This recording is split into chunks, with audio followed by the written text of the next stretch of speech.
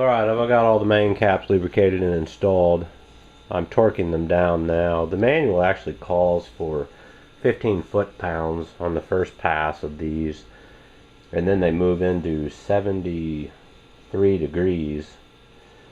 And I picked up one of these cheap torque angle meters, and this thing is just garbage. It's plastic. It flexes all over the place. It just doesn't work. So I did find an alternate method, at least on these, which was to take them up to 15 foot-pounds like I did, then finish them off at 77 foot-pounds. So that's the way I'm going to attack it. I've already got these here at 15. And I'm moving in here. I don't have a deep 3/8 socket, so that one's going to kind of be a guesser.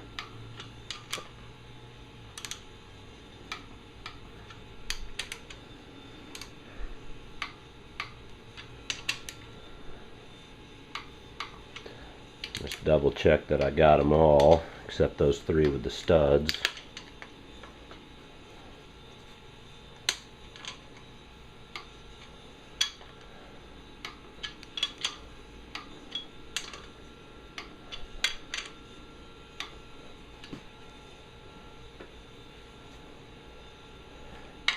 I'm just going to have to wing it on this one. It feels about like the other torque wrench.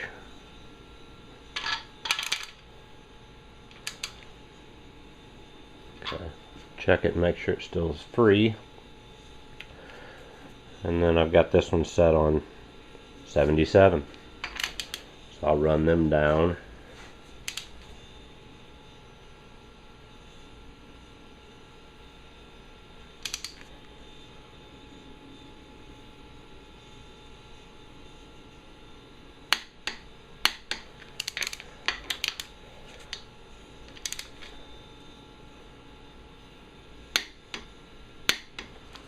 And I'll just check at each journal and make sure that nothing is binding up.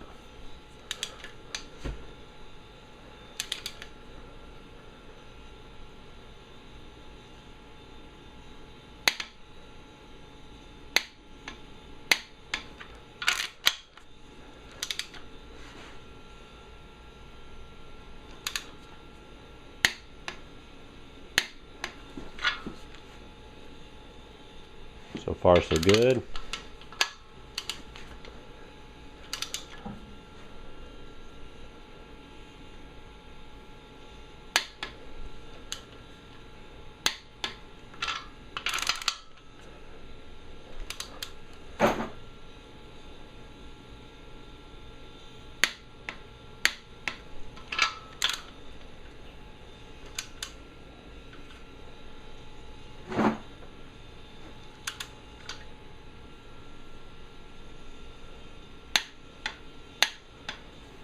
May not be exciting to watch, but just kind of wanted to show what it takes. I'm trying to do as few clips as possible, but this really is a big job.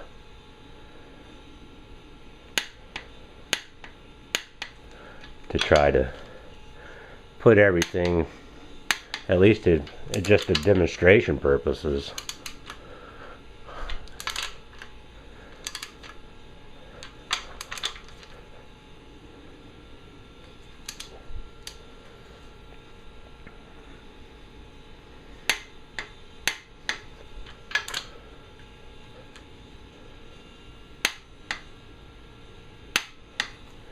And I'll double check all these and make sure I got them all. What do you know? Still spins.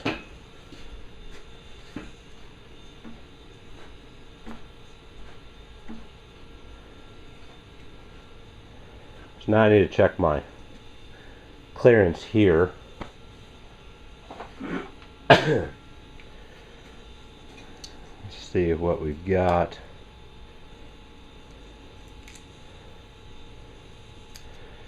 That was 4 thousandths.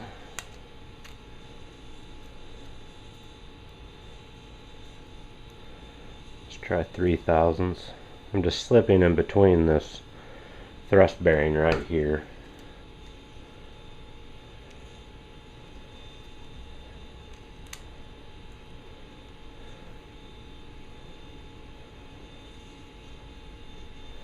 Yeah, it looks like 3/1000 of play, so that is within specs. I can't recall what they are off the top of my head, but definitely in there.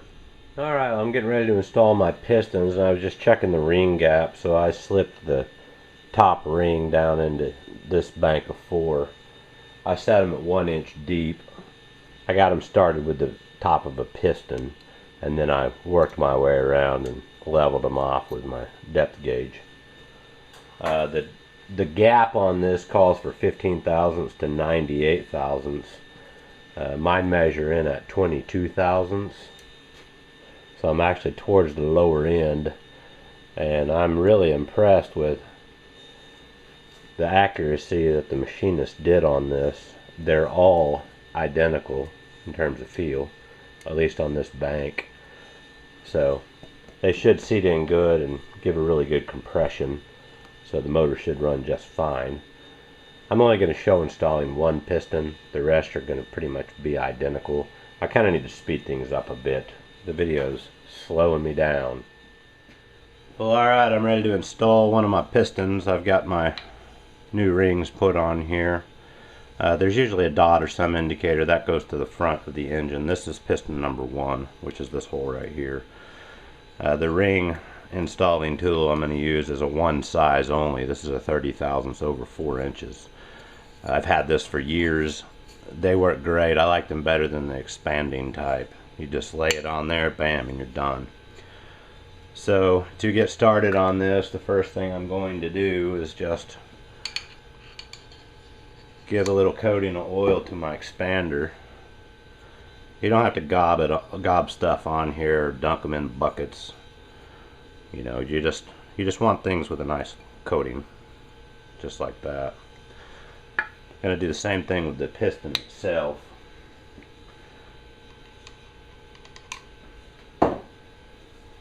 Just gonna give it a coating.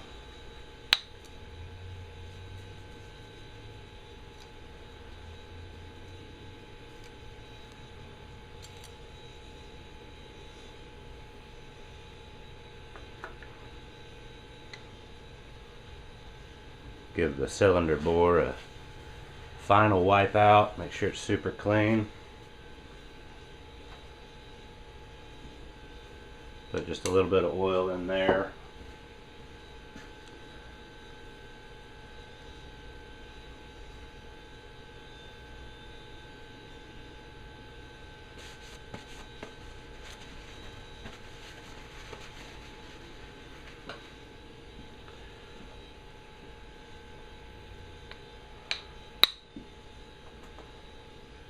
Little dab on the wrist pin. And it's ready to go. Stagger out my ring gaps. About 120 degrees on the top rings. The oil rings are down at like at the bottom. Go ahead and get it started up in the compressor.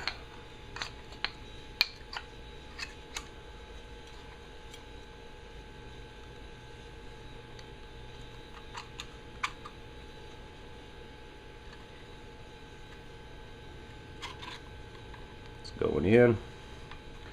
I've got caps on here to keep that from scoring the journal.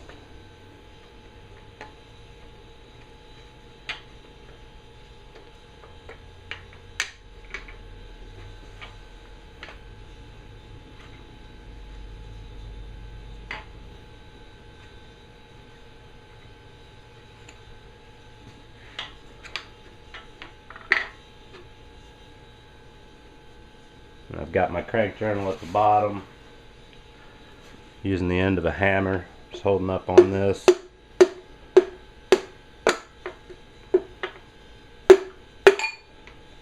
And there you go. And I'll just keep driving this home until I get close.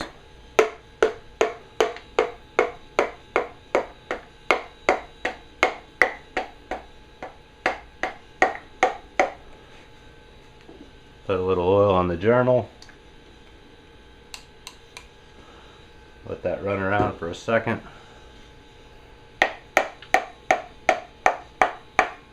And there it is. A little oil on the cap.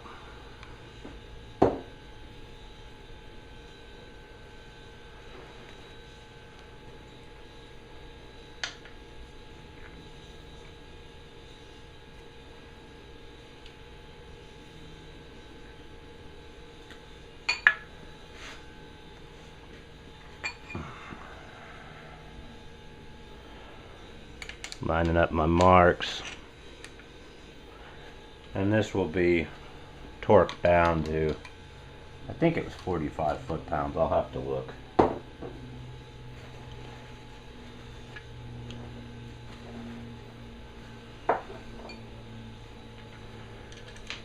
And that's pretty much it. 7 more to go. As I torque them down, I'll be spinning the crank just to make sure it's not binding up in any way. And if it does end up binding up, then that will be where my problem is. So I'll get the rest of these installed and then keep moving on. Alright, I got all the rods, pistons put in. Everything's looking good. No problem with any binding or anything like that.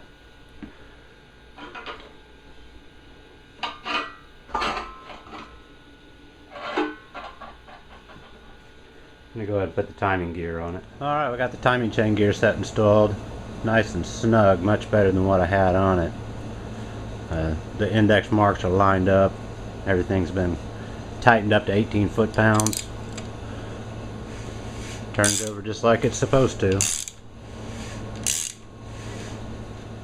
Alright, I got the new rear main seal installed in the housing, and the housing gasketed attached to the motor, and it was torqued down to 106 inch-pounds. They make a special tool for putting these in. Well, number one, I wouldn't have been able to do it until I got it off the stand, and I'd have to put it back on the stand so I can put the oil pan back on it. So what I did was I used my ring compressor, and it was about the right size. So I used a soft-headed dead blow hammer and was able to carefully tap that in there. And the seal was loaded with this plastic ring. If you're installing them this way off the car and then putting it back on, you push this on and it'll hold it right there on this tapered edge, and then you just push the seal and it opens up the lips and just puts it right on. Worked great. Alright, well, I've installed the reluctor ring for the crank position sensor for it to pick it up. Definitely want to make sure you don't forget to put that on there before you put the timing cover on, which is what I'm doing right now. Alright, well, the timing chain cover's been installed. These have been torqued down to 106 inch-pounds as well. I've also installed the crank position sensor right there. Well, alright, I'm getting ready to install the oil pump. I've already put my new screen in it. Now that's a 6,000 interference fit when these things are put together. I started making a tool that was really getting too out there for really what I needed to do. So I looked on the internet figuring somebody made something, and here's what I came up with. I got this idea off the internet. This is just a 3/4 inch gas pipe that has a big slot cut out of it. And then once I got it on here, I put a hose clamp around it and then drove it in. I just made my screen match what was exactly there because I'm just using basically stock parts. Now, one upgrade I am doing on it is this is the intermediate shaft which drives the oil pump. There's this nylon bushing that holds these two together. Something similar to that. I really didn't like that because I just barely squeezed the old one with pliers and it just crumbled into 1,000 pieces. So what I'm putting in is an upgraded intermediate shaft that has a collar on the end that has been pinned in here. So this is the only real upgrade I'm doing to the engine. over what would be considered stock. So just drop that one in there. I put a little bit of oil down in this hole right here just to help the prime. Some folks will like pack them with Vaseline and stuff like that. I don't find that to be necessary.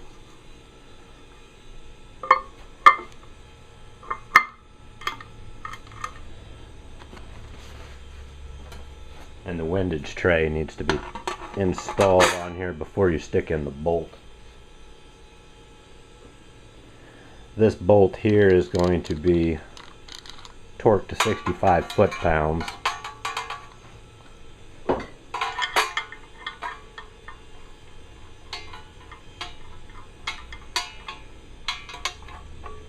And I've already got my torque wrench set.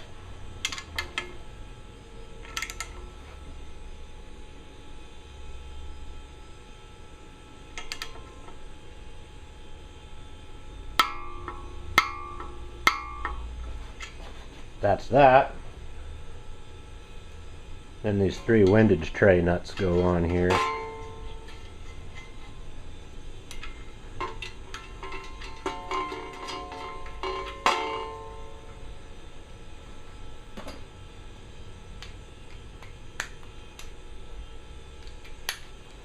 And these will actually get tightened down to 30 foot-pounds.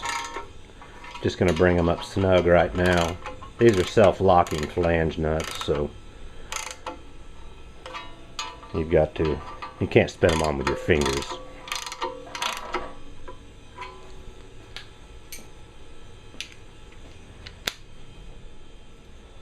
So I need 30 foot-pounds.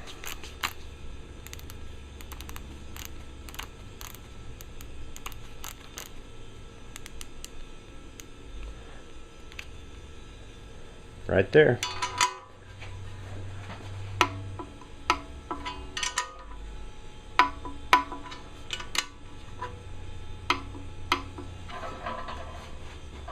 That's it. I believe it's now ready for the oil pan.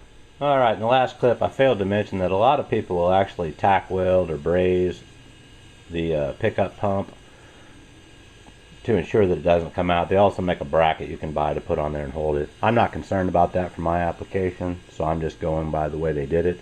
I'm getting ready to install the oil pan now, and I've got my studs at all 4 corners put in and torqued to 53 inch-pounds, but I just wanted to make a note that right here, hopefully you can see, there's a small gap right here. You need to make sure that you get sealant put in that gap, and it's supposed to be a 5mm bead that runs a 1/2 inch out this way and then a 1/2 inch up onto this circumference here, and there's another section on the back which I'll show momentarily.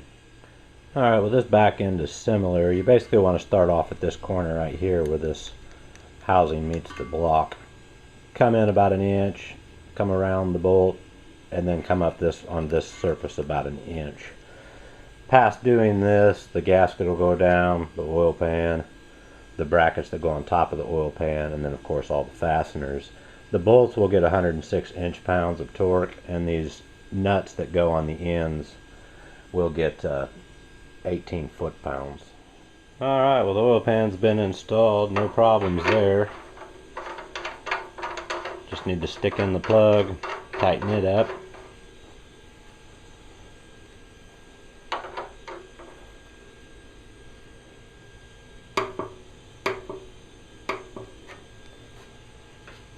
And that's that.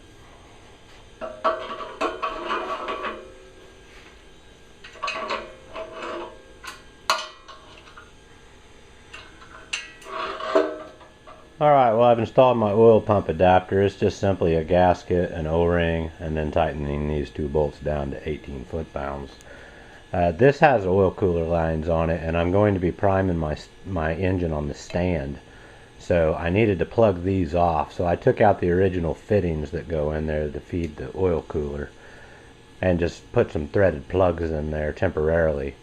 So I'll fill it up with oil when I get to that stage. I'll prime it, make sure everything's good, and then prior going into the engine, going back into the truck, I will swap these out and put the original fittings and lines on.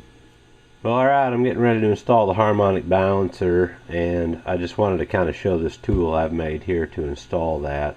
You can rent these at the auto supply store to install a balancer. However, they're closed right now and I want to get moving on. So basically what I've done is I've turned out on my lathe a threaded rod that matches the thread pitch of the crank, and then I've made this rod out of a 5/8 piece of steel and threaded the entire thing. This is about 6 inches long. I pierced a hole in to match this thread. So this will get screwed in here as well as in the end of the crankshaft, like so. And this particular bearing, it's not really a thrust bearing, but it is. I've never seen anything like this, but I found this in my stash of things, and this will go here to press on the balancer, similar to that. This particular nut will get spun down on here. This will be the one that presses it on.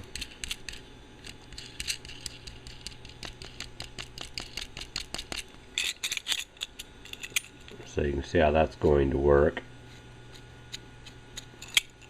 And then these two castle nuts will just simply get put on here and jammed together like this. So these will get jammed together, and this will be my backup. I'll hold this and then I'll turn this and it'll press the balancer on. I just kind of wanted to show this to give folks ideas if they had the wherewithal to make something in lieu of renting or buying something. But that is the way I'm going to install the balancer, and we're getting ready to do it right now. Well, alright, we're going to put the balancer on now.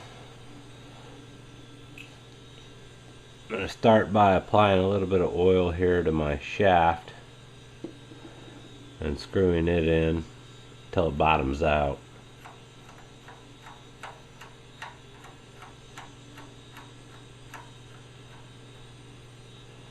Then I'll back it up a couple of turns.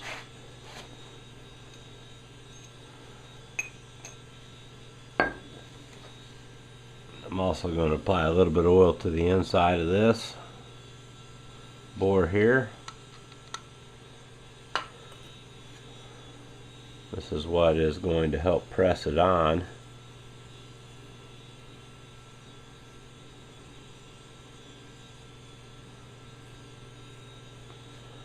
And just a little bit of oil to the outside. This is where the seal rides.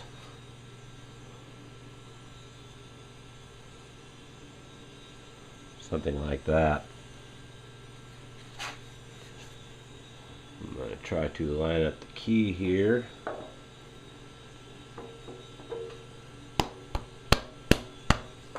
There we go. Put just a little bit of oil inside my tool.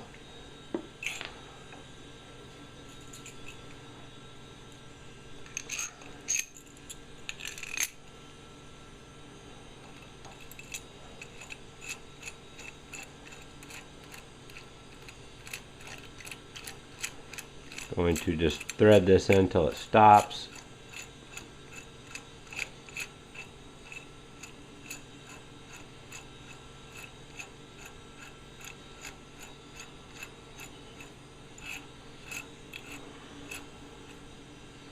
Back it up just a little.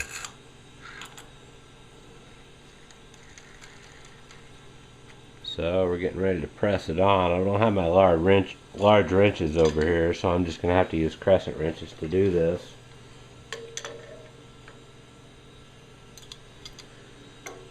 And I'm going to hold on this second nut down and see if we can start pressing this on.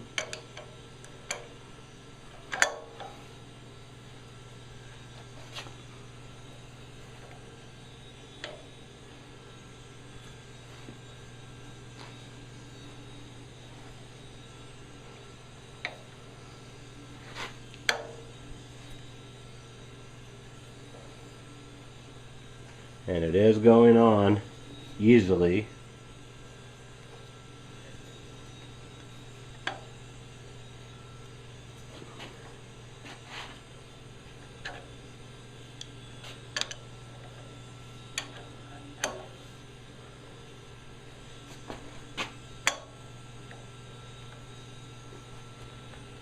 And once I hit the bottom, it will let me know, because I will not be able to turn it anymore.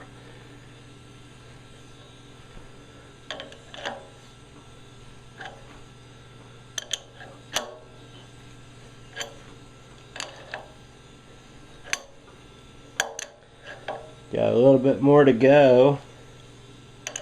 Looks like about 1/4 of an inch.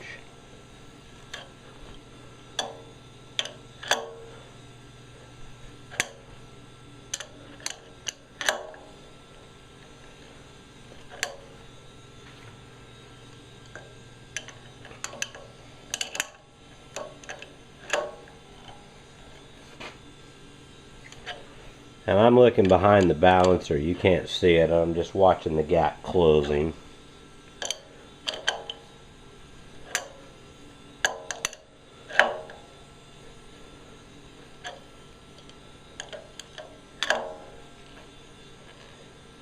I'm getting really close right now.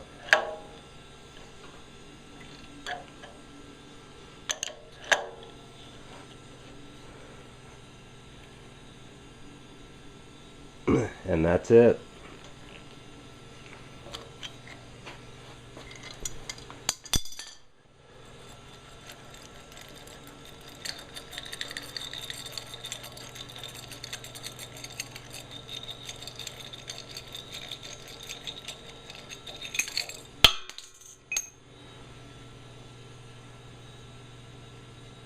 So that's been pressed on with no issue. The tool worked great. It was almost effortless. Alright, well, I've installed the pulley on the balancer. These 3 bolts here around the periphery were torqued down to 43 foot-pounds. Then I put in the harmonic balancer bolt right here, and that was torqued down to 70 foot-pounds. Alright, here's a quick shot of my new heads. These are from Summit Racing. They're actually made by Dart, and it's Dart's Vortec style head. These heads actually have stainless steel valves in them, and the deck here, the casting is a lot thicker, much thicker than the factory casting, so these should work out quite well for me. These were about $340 a piece for these, so quite a chunk of change here. But they also have screw-in studs, which I've not installed yet. They'll get put in and torqued down to 40 foot-pounds, I believe. I'm at the stage now where I'm preparing these for paint, and then they'll go on the block. Well, alright, I just got through pulling the masking off the heads after they've been painted. They're now ready to be installed.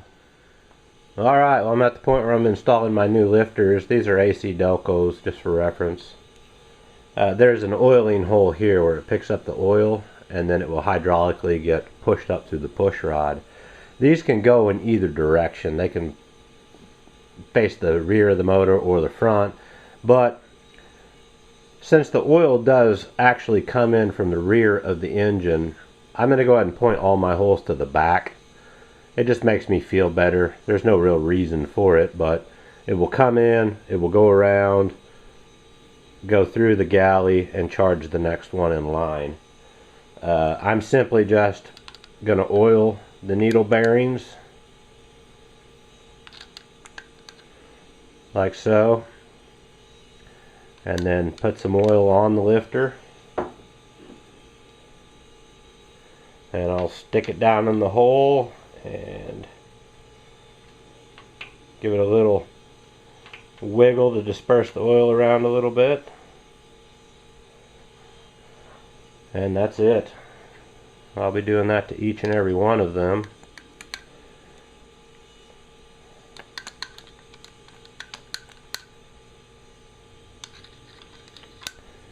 You know, some folks will put these in a can or pump them up in a can, submerged in oil. Since I'm going to be pre-priming the engine, they will all get pumped up beforehand. So I'm going to continue this process 14 more times. Well, alright, I've got all the lifters installed. Now I need to install the valve lifter guides, which are basically these items right here. Just simply put these on,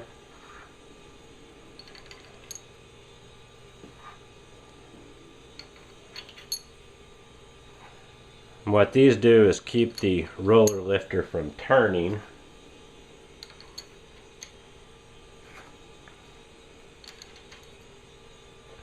These would not be on just a regular hydraulic lifter.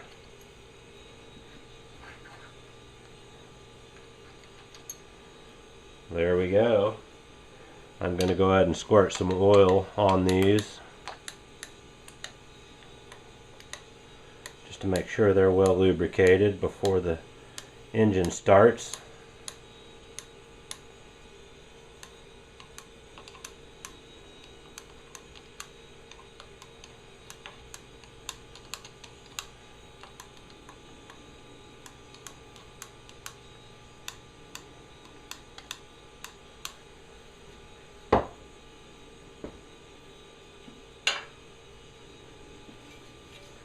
Alright, here's the retainer that holds those down. Now this can only go in one direction. If you try to put it in this way, it's going to be offset and it will contact the lifters.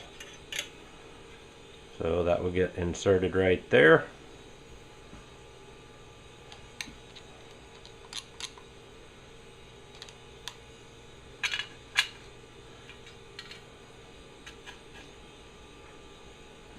Putting some oil on the threads and underneath the head of the bolt.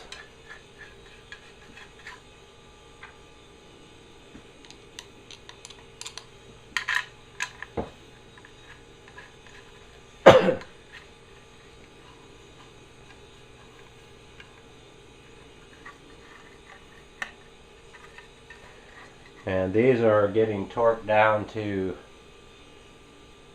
18 foot-pounds.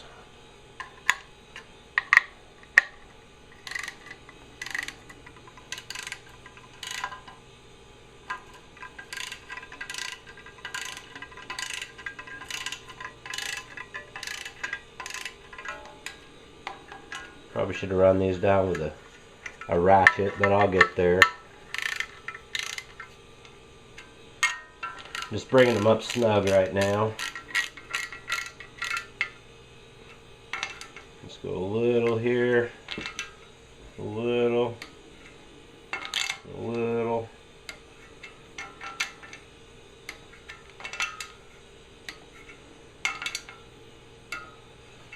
And there it is. Alright, I'm installing my dowel pins now. These need to stand 1/4 inch proud of the block, so I've set my depth gauge here to 1/4 inch. And I will just tap this down until I hit that mark.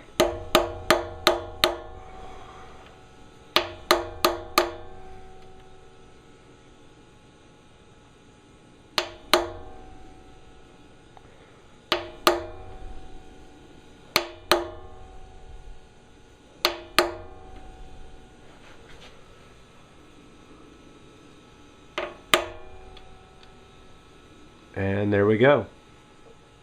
Well, alright, it's time to install one of the cylinder heads. I've made sure this deck was thoroughly cleaned. This is the last opportunity to make sure that you have nothing in any holes. Tools, this, that, and the other. The gasket, it doesn't matter which way it goes, but I will install the gasket over the pin.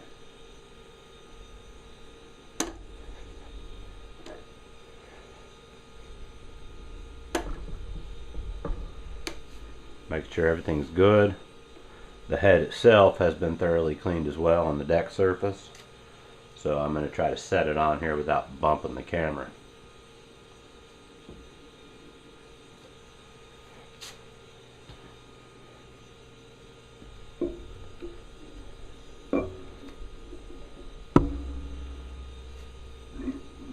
Just trying to find my alignment marks, or the dowels. And there we go.